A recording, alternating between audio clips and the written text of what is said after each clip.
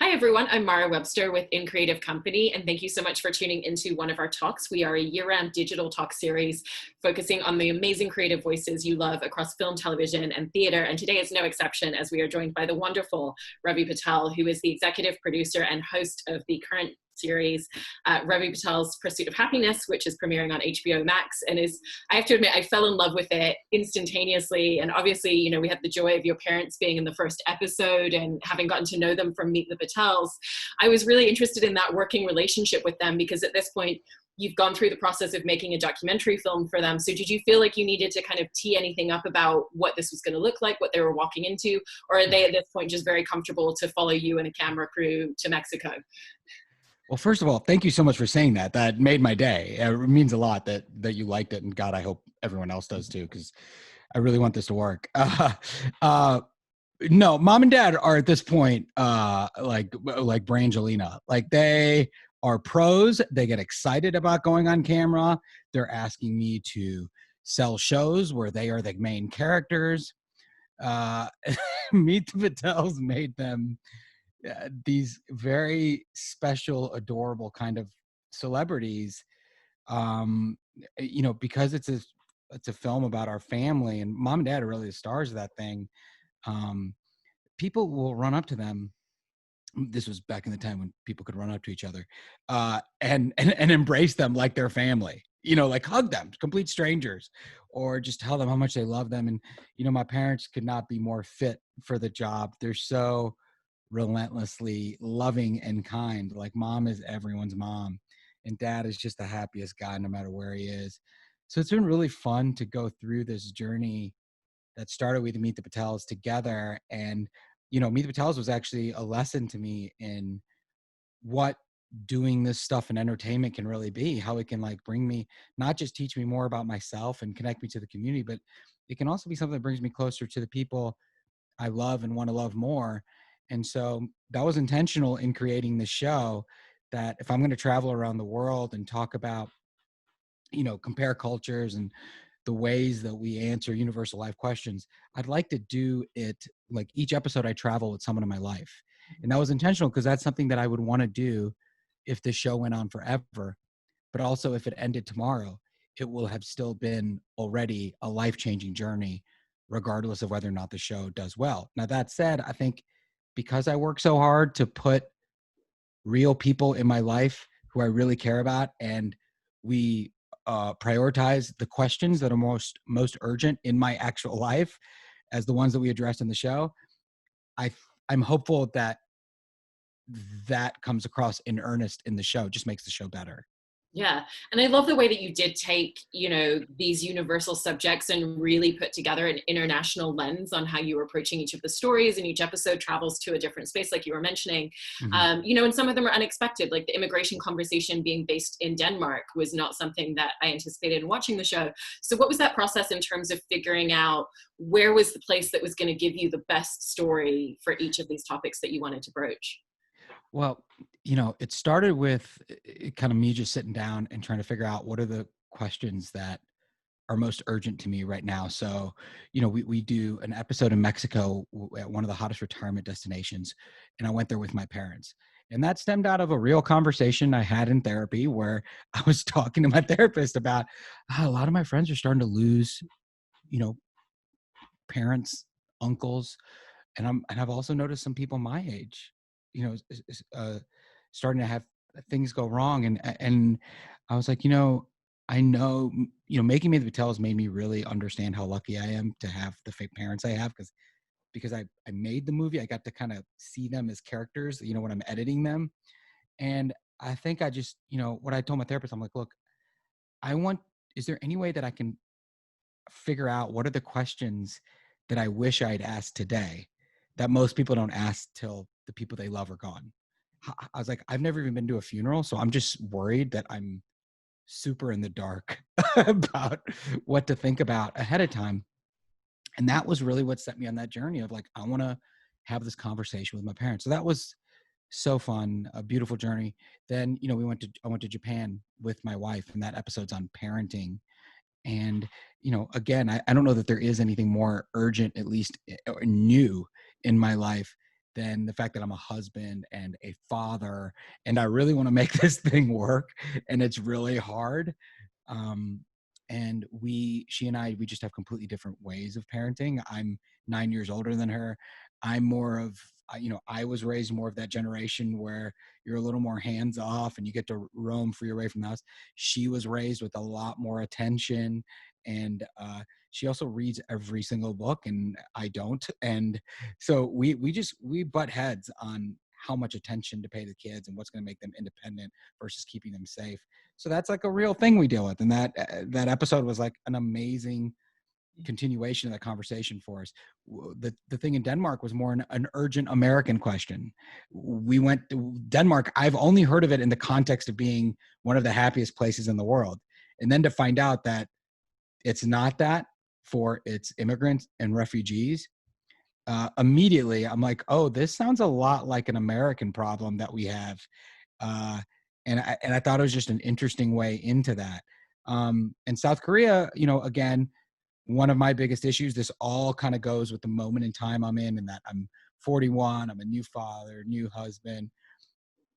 I've spent my whole life being kind of obsessed with achievement. And I know a lot of my friends have as well, just conditioned that the better you do in work, the higher your self-esteem should be, basically. And the older I've gotten now, I'm starting to realize how vapid that is, that mindset, and how, really the happiness is, I mean, this is cheesy, but real happiness comes out of how good your day is and how much time you're spending with your family and your friends. I realized that I wanted to improve my work-life balance. And one of my best friends, whose near-death experience we talk about in the episode, like me, has kind of these workaholic tendencies, and like most of our friends, is overscheduled, has too many options for every minute of the day, whether it's work or play, always overwhelmed, always feeling like you're not getting enough done. And so I was like, that makes sense. We should have this conversation together. And the reason why we found Korea there was because as a country, they've had to work so hard. They're having the same problem on a nationwide basis. It's a country that was like so poor for a very long time, and put in all these programs to essentially increase productivity. What it's resulted in is the country's come a long way economically, but now people are overworked, and you're seeing depression up, suicide rates up, and now they're having to figure out how to self-correct that, putting limits on how much people work. There's all these different like spiritual things. Like we went to this death cafe. Did you happen to see that episode by any chance? Oh my God. I mean, was that not crazy? The death cafe? Yeah, and I wanted to ask you about that specifically as well, because Yeah. it was such a touching moment where the two of you are in this situation where you're basically kind of mimicking your death and your funeral, Yeah. and kind of writing the last letter of what you would say to your friends and family. And it's an incredibly touching moment between you and Matt, especially with his near-death experience that you explore in Yeah. the show. And even just watching, two grown men on screen, like you're both very tearful and very genuinely telling each other that you love each other isn't something that we see very often. It was such a beautiful moment. And so, as much as you kind of went in knowing, okay, this is the information that we want to present and the story that we want to tell, Yeah. that was obviously something that you couldn't have anticipated and planned for. And so I was interested specifically in that episode in the way that these emotional moments and these emotional arcs that you were able to pull into the narrative of each story really just came along and surprised you along the way. Oh, that's a great question. I mean, I think, it's interesting, and you're probably familiar with this to some extent. When you're making a show, like you have to plan. I mean, you're not allowed to just show up places with cameras, especially in other countries. You have to get permission. There's a lot of logistics that go into that. And so the first answer to your question is that a lot of planning goes into this stuff. There's a big team of people. I show up with like, these are the things I want to explore. These are the questions, and they figure out the best places to do it. And, we kind of decide together, okay, like this is a country. Okay, that's a good place to go. Then we figure out the people and the scenes that might lead to the most interesting conversations that are, in some way lead to some discovery in my own journey. In terms of the emotional moments, I mean, truthfully, the only thing that I can anticipate is whether or not I think it would be cool for myself. Like, that's it. Like that death cafe, immediately I was like, oh my, like one of our producers found that. I'm like, oh my, that sounds amazing. And I already like just as a random practice, because I do all these weird things, like I write my eulogy every few years, just because it centers me in terms of like, it gives me my it teaches me what the big picture is. And so it already appealed to me in such a big way. And I was like, oh my God, this is something they're doing to help alleviate depression in a country, in an entire country. I have to try that out. We literally laid in a coffin in the dark for like 12 minutes. I farted, which they cut out of the show rightfully. It was tasteless, but it happened right away and I couldn't believe it. Uh, it distracted me. But then after that, I settled into the death part of it. Maybe that's what death feels like. Maybe it's gassy in there. Anyway, I just have to hope that, again, it's really just about making sure that the journey is in earnest.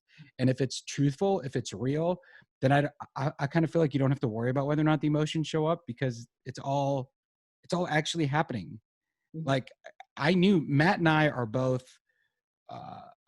we do love, like, we've written each other like love letters. Like, we have a very special kind of friendship. And we're both very, like, we wear our hearts on our sleeves. We have no, we share a therapist, which we mentioned in the episode. We know that we're different, but we love that about us. And so I knew that was going to lead to something really beautiful. I mean, and I like my wife. I kind of feel like she deserves her own show. My parents, clearly they deserve their own show. Abdullah, I mean, he's been on television before, so I already knew that, like, he like used to be a vice journalist. So I knew that he was going to do well. And we just had great chemistry. I don't know. I feel like if there's love there, there's always going to be a good conversation. Yeah, and in terms of the episode that you did with your wife, did the two of you have conversations about what the comfort level was, particularly for her, and doing this together for the first time, about what you were willing to share? Because, one of the things that actually does make it such a great episode is the fact that you do share those hardships, and you do kind of mention, obviously you love your kid, but there are strains that come on a relationship, no matter how strong it is, in raising a child, and the decisions that you have to make together, particularly like you were mentioning with the different viewpoints and being raised in different ways. So Mm-hmm. did the two of you kind of sit down and have any sort of conversation together about what you felt comfortable from your own? Where to go and where to not go. Yeah.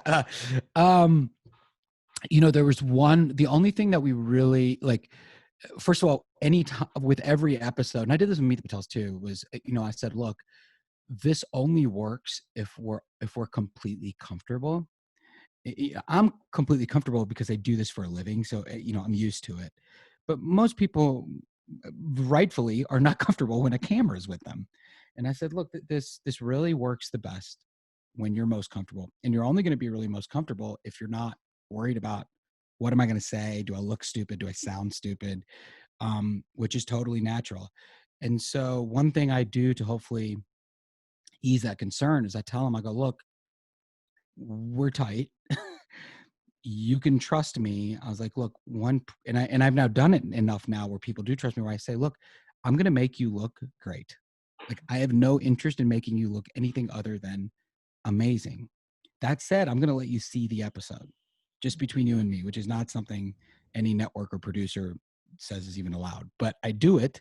And I go, you can watch it, and I'll get rid of anything you want. Like, no questions asked.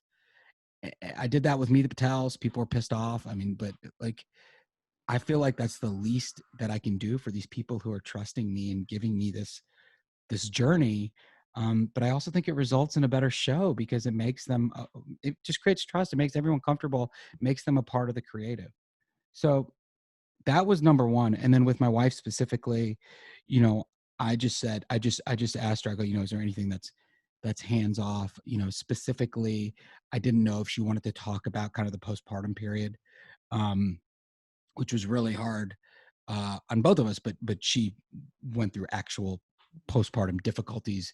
And then, we kind of settled on, okay, she basically just said, I'd rather not go too much into detail, but we can reference it. And that's what we did, and then she watched it and she's like, this is great. So, I hope that, I would say the show's a failure if at any moment anyone in it is ashamed. Mm-hmm.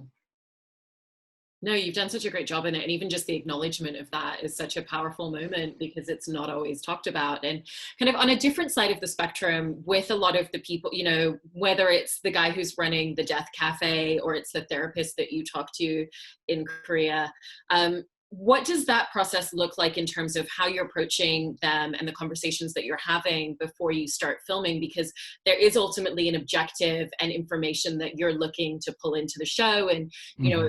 I'm imagining that you have a research team who've had pre-conversations as well. Right. So you Yeah. have a sense of what it is that you're going to get out of it. So I'm just always so fascinated at what that looks like. Yeah. I mean, and look, this was my first time doing this kind of thing like on this kind of a like intense schedule at this scale. Um, you know, when you're making like a movie, for example, you have way more time and it's a little more verite and reactive where you're following what's happening naturally.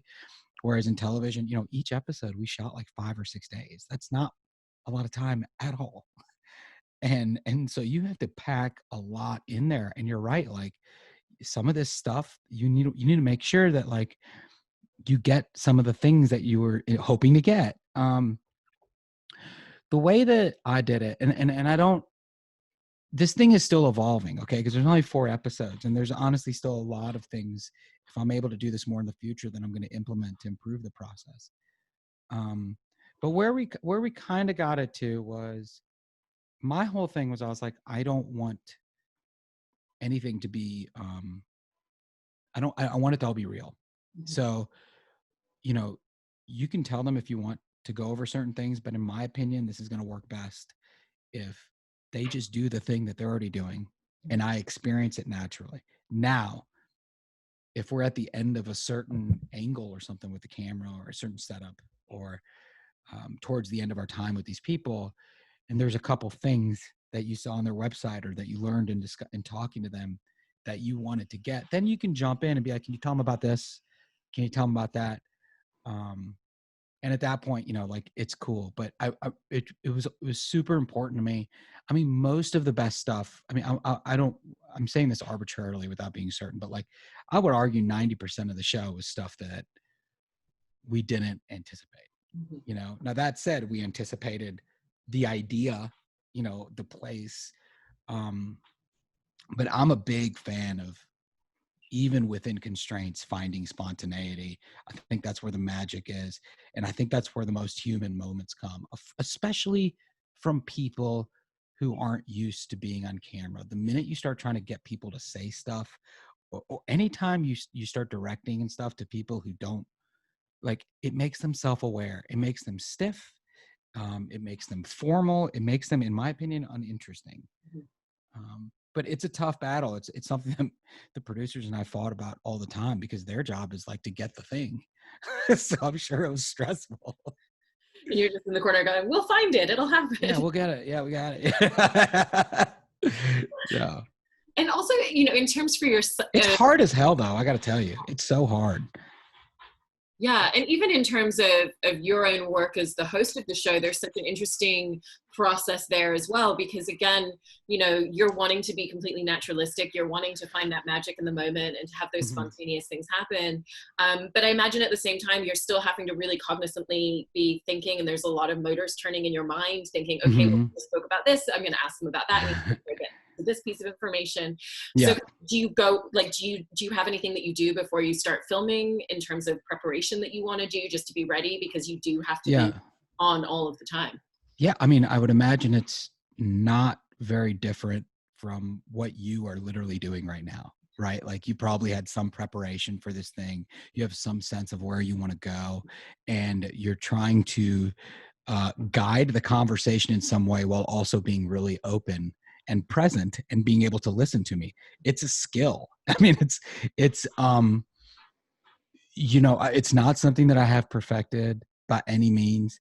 Yes, a ton of preparation goes into it. For me, what really prepares me, and something that I think I could have done a lot better, that I'm going to do better if I get to do more of this, is um, being more prepared in terms of prepared to have the most interesting conversation possible in the subject area. You know, this thing was, in my defense, this thing was very, we have moved very quickly. And so I read a book or two on each subject. I was always researching, but it was a lot of cramming, and then just moving really. It's just, it's exhausting for everyone. It moves fast. Um, so yes, but then at the same time, you want to walk. You don't want to be so over prepared that you aren't present and that you aren't listening. You know, for me, the mantra that I kept coming back to is, you know, be prepared, but then be there Mhm. and be interested. That's it. I mean, it's all about having the most interesting conversation you can have. There's no rules to that, you know. I Yeah. don't know. I mean, how do you deal with it? I mean, that same thing where I go away and I do a maniacal amount of research because I want to walk into every conversation prepared, and I want Right. to have that process of discovery of information. But then, yeah, Right. you have to kind of, you prepare and then you have to be willing to throw it away and jump to wherever the conversation goes, because I Yeah. know what you're going to say and what you're going to tell me. Right. And it changes, right? I mean, because it's actually similar in acting, even where it's like you notice you're like, oh shit, I'm not actually here. I'm thinking about the thing in my head or the thing I have to do next or where I need to go.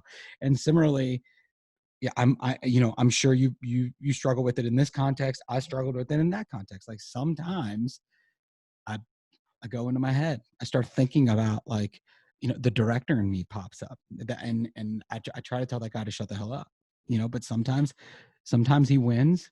9 times out of 10 when that happens, it's not as good a conversation as if just me, Ravi, were just there having a conversation where there was no goal, but to Yeah. just have the conversation. Yeah. It's tricky. I mean, it's a skill set too. It's why people who do what we do longer are better at it than people who just started doing it. Absolutely. And kind of in the vein of that conversation, going into different places, because you were mentioning acting and the craft behind that. What I Yeah. find so fascinating is the fact that you're one of the few people that accidentally fell into acting and performing, and came from more of like a business entrepreneurial space. But one of the great things is, as an actor, there's other actors around you. So was it something where when you started picking up acting jobs that you started really paying attention and trying to learn through osmosis what the process was? Because it's not just about, reaching to that place for emotion. It's also about the logistical elements of like hitting your mark. Yeah. Where's the camera? What's the lighting doing? Yeah, I mean, the technical elements of acting, it took me the longest to do, and I would argue in a lot of ways I'm still terrible at it. The career, the work ethic and the business of acting is something that I would say I probably had an advantage in Mhm. because I came from this entrepreneurial background. Look, entertainment, again, this, it's really entrepreneurship. You're running your own business.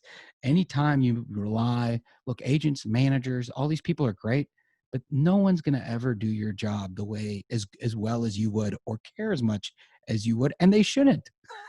You should be the CEO of your own life. Ugh, did I just say that? Um, but I mean, it's so true in entertainment, and that was something like once it started happening for me, for like a year, all I was doing was just like working at a bar, and I was acting a lot and making all this money, and I couldn't believe it. And all my friends hated me, and I was still deferring law school because I'm like, well, I'm still going to go to law school because this thing over here is for losers.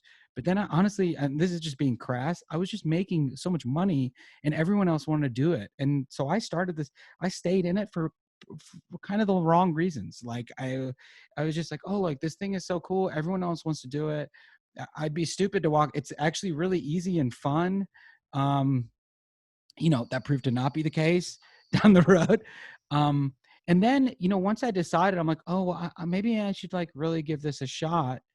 Then it became really hard because I became self-aware. The desperation kicked in, and that got in the way of the performance. And also just trying to figure out a way to get better at this thing.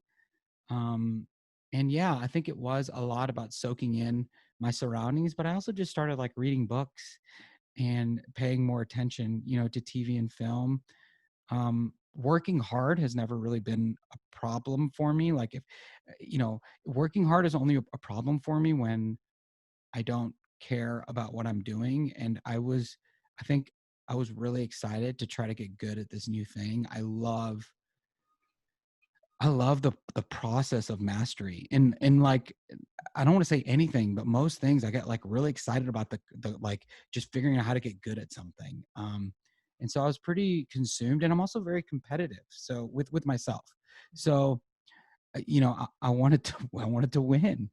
And I would say the turning point after that was, Meet the Patels probably taught me more about craft than anything else. First of all, it taught me that it can be something that's actually helpful in my life, whether it's because it's introspective or it's purposeful and, delivers a message or a conversation to other people that can advance their lives.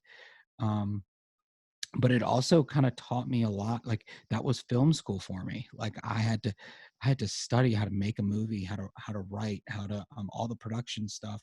And it even helped my acting quite a bit, because funny enough, for the first time, it made me understand what it's like to be myself on a camera.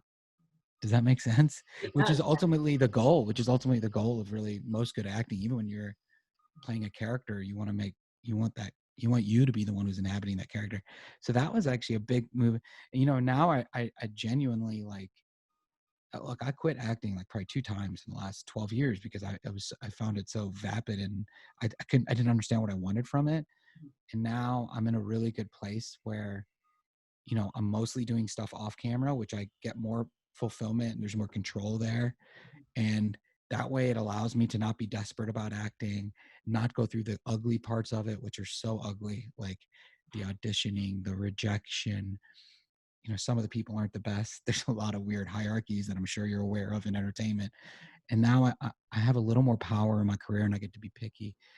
And, we'll see how long that lasts. That was such a long, do I give the longest answers ever? No, but you go into so much detail and everything. It's genuinely so fascinating and informative. It's wonderful. Okay.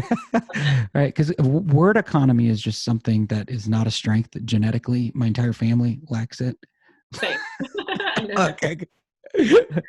Diving back to the show, I wanted to ask you, this is such a nerdy thing, but I really wanted to talk a little bit about the post-production process, because one of the things with Sure. nonfiction is just the sheer volume of footage that you end up with. Even if Yeah. you are only filming an episode in 5 or 6 days, Mm-hmm. that's a lot of footage and a lot of different possibilities for where that episode could go. And taking the first episode in Mexico with your parents, it's like the moment with your dad struggling to put on a seatbelt and not managing to click it in is just as important as your mom having a crowd of strangers saying happy birthday to her in a completely Right. different way. Right. So I was so fascinated by what that looked like working with your post-production team, because you were a producer on the show and very hands-on with everything, Mm-hmm. in terms of how you then kind of took all of this amazing footage that you had and all of these different types of content and really just started piecing together what you wanted the narrative structure and arc to be. Mm-hmm. Well, you know, our post-production schedule was insane. It was really, the whole thing was just really fast and hard. And so, it starts with just having a great team and a good understanding in terms of what are the things that matter. Generally speaking, going into post for each episode, all of us would have kind of thoughts, notes. Hey, I thought this was a thing that really worked really well. This was a thing that was really interesting, or just this was really funny, entertaining. Here's a possible structure for this episode. Um, at the time, the show started off at CNN, and so we had to have these 6-act breaks. You think, and from which was for me was completely new, so we had to talk about it in terms of that as well. Um, and then, man, we had these great editors, just awesome editors. And, essentially, and this is my philosophy in general when I'm making things, is like, if you have good partners, you kind of want them to take their own paths, like, and without your input. And so generally speaking, we'd be like, hey, here's all the stuff. Show me what you want to do with it. And then that's a starting point. And because of how intense the timeline was, things honed in pretty quickly after that. And, like Nate Thomas, who's one of our producers, he and I, and Abby, who works with me, we'd be sitting in this room. There's cards up on the wall, and we're kind of going through the structures. We're trying to figure out how to make them more interesting. I mean, in my opinion, there's too much voiceover in the show, but we kind of need that in order to add the amount of information that's in this show. And so simultaneously we're like doing more research, or we're looking back on our notes to figure out like what are the things that'll really elevate this conversation. And then you have this entire team of editors just going hard, just moving super fast.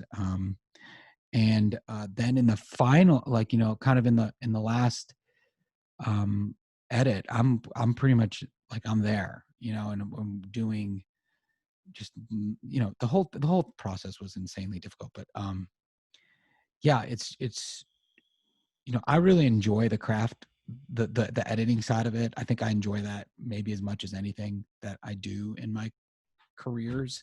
I just find it, I love how collaborative it is. I love how creative it is. There's an insane amount of choices you can make with 3 minutes of one shot in one scene. It's an endless amount, and it's such a rush figuring out a better way to tell the same story. It's a rush. And then I also just love bringing in these other elements. And by the way, I'm going to do that. I hope to do even more of that moving forward. But like, you know, I love bringing in these kind of funny pops, whether it's informational or some visual or some family archival footage or something like that. And yeah, it's a good time. Yeah. And you were touching a little bit earlier about the way that making Meet the Patels just connected with people in such a way, and particularly with, you know, the Indian community and the Indian American community, with the conversation that you created. And I was really Mhm. curious about what you hope the unique connectivity of this show, particularly with that way that you have taken these kind of global topics in an international lens, is going to uniquely connect with people. You know, I hope that happens. I don't really know what to expect. You know, I kept coming back. You know, I think it's kind of, I think at least for me, it feels really toxic to try to think about what people want to hear or how they're going to take it in, at least when you're making it. Because like for me, I feel like making it, I just have to make it for myself. I have to be as honest as I can and focus on what I think is great and real and true. And if I do that, then I have to hope that other people find a way to latch on. I mean, this was another lesson for me. The Patels was, you know, we had a point, you know, we did like 32 cuts of that movie, and the big turning point was when we took it from being a movie that we tried to like kind of make it relatable to all the different ethnicities or different people around the world. We literally would say, you know, it's like if you're Jewish, blah blah blah blah. You know, it's like, and instead we went, and because everyone was like, you know, people aren't going to relate to some story that's so specifically Indian, so you want to kind of stay away from that and make it relate.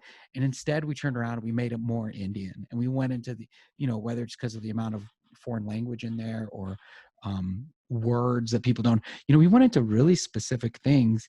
And the lesson from that, for me, that I think a lot of people actually who are more experienced than me already knew, which is the more you go into details, the more you go into your specific nuances, weirdly, the more relatable it is to other people. Um, so for me, I just focus on specificity. And yeah, I hope people like it. I hope they talk about it. I hope it affects people. There's like nothing more fulfilling than when someone comes up to you with tears in their eyes saying that something that you made affected their life in a positive way. I mean, it's a good feeling. But also, if people are coming up to me and doing that, hopefully it means that I get to do this even longer, Yeah. which would also be great. I hope so too. It's very genuinely a show that just creates such an instant connection in terms of the emotion. I mean, the first episode with the happy birthday scene really, really got to me. And by the time you're at the death cafe, I was just kind of a mess. And I'm obsessed with everyone in your life. And I really, really, truly hope that you get the opportunity to make more episodes and to explore more subjects. That's so sweet. Before you go, and thank you so much for just helping me get the word out. It means a lot. Since you like the show, or maybe you're full of shit, but keep going. What are like, name like your okay? You like the Death Cafe. You like the birthday. Mhm. Tell me tell me another 2 or 3 moments that like you love. Just indulge me because I'm curious. Yeah. I'm so inside of this, so I'm just curious. I loved watching you and your wife follow the kid to the store, and the way that Oh, you that was wild, right? basically Yeah. the fact that you both felt like kidnappers. Right. Right. That's a wild custom they have there Yeah, too. you know, and even, you know, that episode with your parents as well, just like the realism of the conversation at the end, and you kind of Mm, having to let go of what you wanted from your relationship yeah. with them as well was really, really fascinating. And then, I don't know, the entire episode about work-life balance, and especially talking about when you're so passionate and you love what you do, because I'm so fortunate to be in that position as well. Yeah. I literally feel like I was hiding behind my sofa going, stop talking directly to me, get out of my head. Oh God. I mean, all of us, I mean, I just think it's a generational thing too. I think all of us are trying so hard to make it. And I think we also have, there's a good side to it with this idea that there's something about this generation where we feel, not only do we feel like we need to do so well and work really hard, but we also now have this new layer of this expectation that we're supposed to love what we do, Mhm.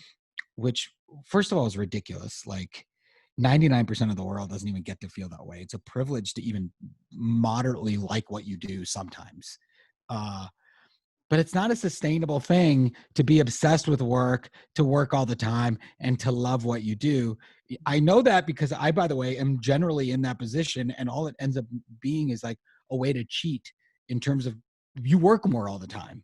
And now, by the way, my new thing that I'm trying to do is I'm trying to literally bifurcate work from life, which I've never done before. I've always found a way to bring my life into my work by literally put my parents and my wife and everyone I know into it. And now I'm trying to actually find time where I'm like schedule time where I'm not allowed to think about work. I just, at this point, it's like, I'm sure you're the same way. It's such an entrepreneurial thing because you're always just trying to stay above water in this industry. And so you're always having to think of like new ways to stay above water.